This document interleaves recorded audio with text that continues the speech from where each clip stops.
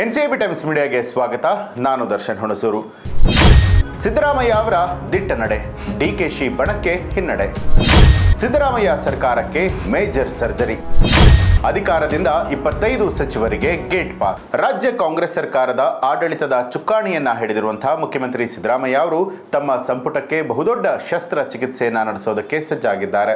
ಬಿಹಾರ ವಿಧಾನಸಭಾ ಚುನಾವಣೆಯ ಫಲಿತಾಂಶದ ನಂತರ ಕರ್ನಾಟಕ ರಾಜಕಾರಣದಲ್ಲಿ ಭಾರಿ ಬದಲಾವಣೆಯ ಬಿರುಗಾಳಿ ಬೀಸುವಂತಹ ಲಕ್ಷಣಗಳು ಗೋಚರಿಸ್ತಾ ಇತ್ತು.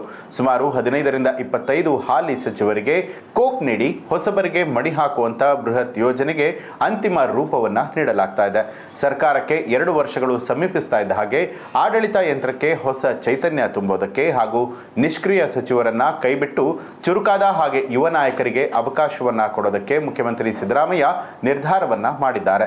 ಇದನ್ನ ಮೇಜರ್ ಸರ್ಜರಿ ಅಂತ ಹೇಳಿ ಬಣ್ಣಿಸಲಾಗಿದ್ದು, ಸರ್ಕಾರದ 30 ತಿಂಗಳ ಆಡಳಿತ ಪೂರ್ಣಗೊಳ್ಳುವ ಹೊತ್ತಿಗೆ ಸಂಪೂರ್ಣ ಹೊಸ ಸ್ವರೂಪದ ಬಲಿಷ್ಠ ಸಂಪುಟವನ್ನ ಅಸ್ತಿತ್ವಕ್ಕೆ ತರುವಂತ ಗುರಿಯನ್ನ ಹೊಂದಲಾಗಿದೆ.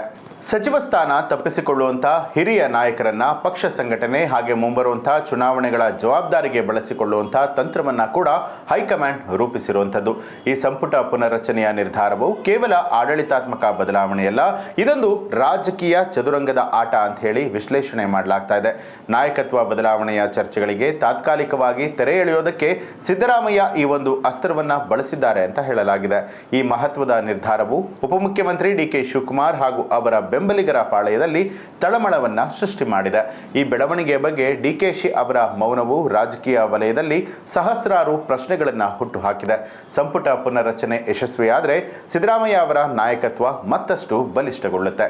ಈಗಾಗಲೇ ಮುಖ್ಯಮಂತ್ರಿ ಸಿದ್ದರಾಮಯ್ಯ ಅವರು ಸಂಪುಟ ವಿಸ್ತರಣೆ ಮತ್ತು ಪುನರ್ರಚನೆ ಕುರಿತು ಚರ್ಚೆಯನ್ನ ಮಾಡೋದಕ್ಕೆ ಎಐಸಿಸಿ ಅಧ್ಯಕ್ಷ ಮಲ್ಲಿಕಾರ್ಜುನ ಖರ್ಗೆ ಹಾಗೆ ಹೈಕಮಾಂಡ್ ನಾಯಕರ ಸಮಯವನ್ನ ಕೋರಿದ್ದಾರೆ.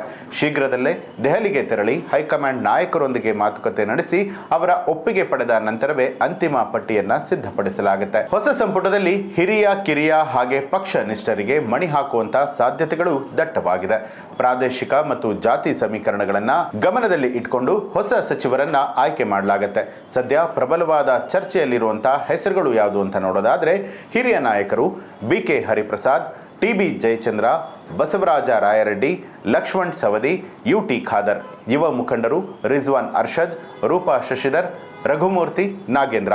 ಪಕ್ಷನಿಷ್ಠರು ಮತ್ತು ಪ್ರಭಾವಿ ಶಾಸಕರು Saleem Ahmed, Appaji Nadagouda, Srinivas GH, M Krishnappa, Shivalingegowda, HC. Balakrishna, PM Narendra Swamy, Anekal Shivanna. ಒಟ್ಟಾರೆಯಾಗಿ ನವೆಂಬರ್ ತಿಂಗಳ ಅಂತ್ಯದ ವೇಳೆಗೆ ರಾಜ್ಯ ರಾಜಕೀಯದ ಚಿತ್ರಣವೇ ಬದಲಾಗಲಿದ್ದು, ಸರ್ಕಾರದ ಹೊಸ ಇನ್ನಿಂಗ್ಸ್ ಹೇಗಿರುತ್ತೆ ಅನ್ನುವಂಥದ್ರ ಬಗ್ಗೆ ಎಲ್ಲರೂ ಕೂಡ ಕಾತರದಿಂದ ಕಾಯ್ತಾ ಇದ್ದಾರೆ. ನಿಮಗೂ ಕೂಡ ಈ ಬಗ್ಗೆ ಏನನ್ಸುತ್ತೆ ಅನ್ನೋದನ್ನ ಕಮೆಂಟ್ ಮಾಡಿ ತಿಳಿಸಬಹುದು. ಹಾಗೆ ನೀವಿನ್ನೂ ಕೂಡ ನಮ್ಮ ಚಾನಲ್ ಅನ್ನ ಸಬ್ಸ್ಕ್ರೈಬ್ ಮಾಡಿಲ್ಲ ಅನ್ನುವಂಥದ್ದಾದ್ರೆ ಈಗಲೇ ಸಬ್ಸ್ಕ್ರೈಬ್ ಮಾಡಿ ಬೆಲ್ ಐಕಾನ್ ಒತ್ತಿ.